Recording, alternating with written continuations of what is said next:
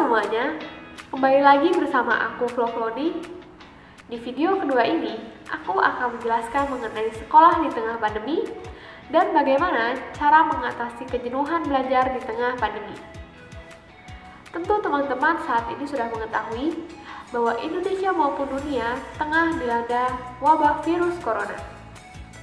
Oleh karena wabah ini begitu serius, maka sekolah maupun perkuliahan meliburkan proses pembelajaran tatap muka langsung dan menggantinya dengan proses pembelajaran jarak jauh atau yang saat ini kita kenal dengan learning from home. Walaupun sebenarnya proses pembelajaran tatap muka secara langsung tidak dapat digantikan oleh apapun, namun demi menjaga kesehatan kita bersama, kita harus menaati peraturan yang telah pemerintah buat untuk kita bersama. Perbedaan yang paling menonjol yang mungkin teman-teman juga rasakan dari pembelajaran jarak jauh atau learning from home ini adalah proses interaksi antara kalian sama siswa atau dengan guru. Tentu, oleh karena komunikasi dan segala sesuatu dilakukan secara online dan tidak langsung, potensi terjadinya miskomunikasi sangatlah besar. Oleh sebab itu, perlu sangat diperhatikan komunikasi antara siswa maupun guru agar tidak terjadi miskomunikasi. Nah, selanjutnya, bagaimana sih cara untuk beradaptasi di tengah situasi learning from home ini? Mari kita lihat. Pertama, tetapkan manajemen waktu. Atur waktu belajar dengan teratur. Kerjakan dengan fokus tugas yang dibebankan oleh guru kalian. Hal ini lebih mudah dijalani jika kalian memberikan batasan waktu untuk setiap tugas.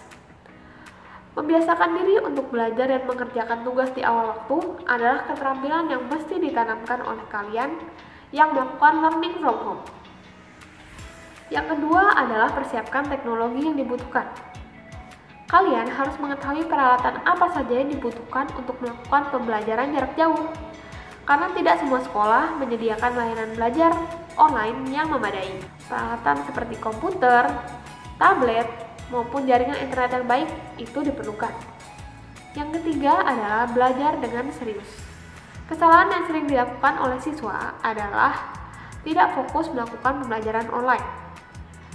Selama melakukan pembelajaran di internet, terdapat banyak sekali distraksi yang mengganggu, seperti mengakses media sosial, menonton video di YouTube, hingga membaca konten-konten berita yang seringkali dilakukan tanpa rencana sebelumnya. Oleh sebab itu, penting bagi kalian untuk fokus dan konsisten selama waktu belajar. Yang keempat, jaga komunikasi dengan pengajar dan rekan-rekan kelas. Bagi kamu yang belum terbiasa melakukan pembelajaran online, kamu harus menyesuaikan diri untuk terus visible dalam berkomunikasi tanggap dengan pengajar dan rekan kelas lain. Selanjutnya, kita akan membahas mengenai kejenuhan belajar. Tapi, teman-teman harus tahu dulu, apa sih arti kejenuhan belajar? Kejenuhan belajar dapat diartikan sebagai menurunnya kondisi mental siswa yang mengakibatkan menurunnya motivasi dalam belajar, sehingga berpengaruh terhadap hasil belajar yang kurang memuaskan.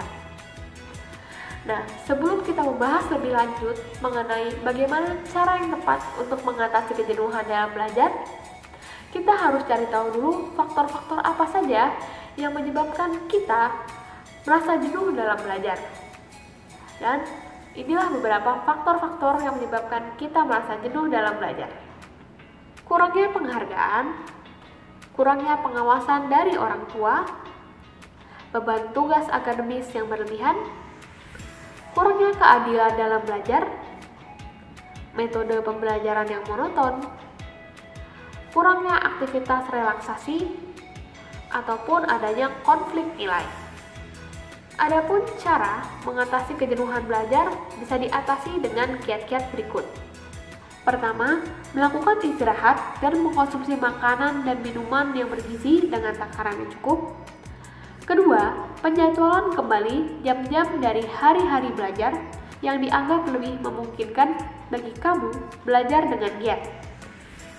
Ketiga, pengubahan atau penataan kembali lingkungan belajar kamu yang memungkinkan kamu merasa berada di tempat yang menyenangkan untuk belajar.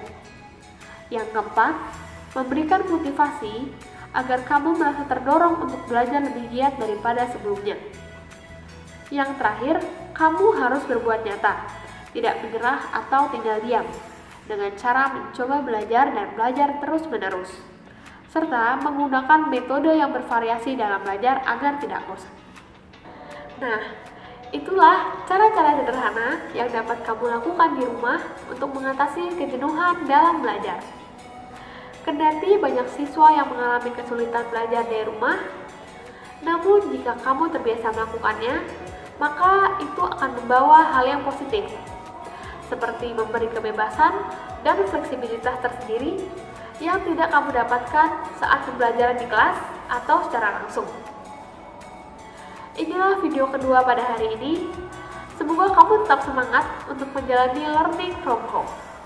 Sampai jumpa di video berikutnya. Jangan lupa like, komen, dan subscribe di video ini. Sampai jumpa!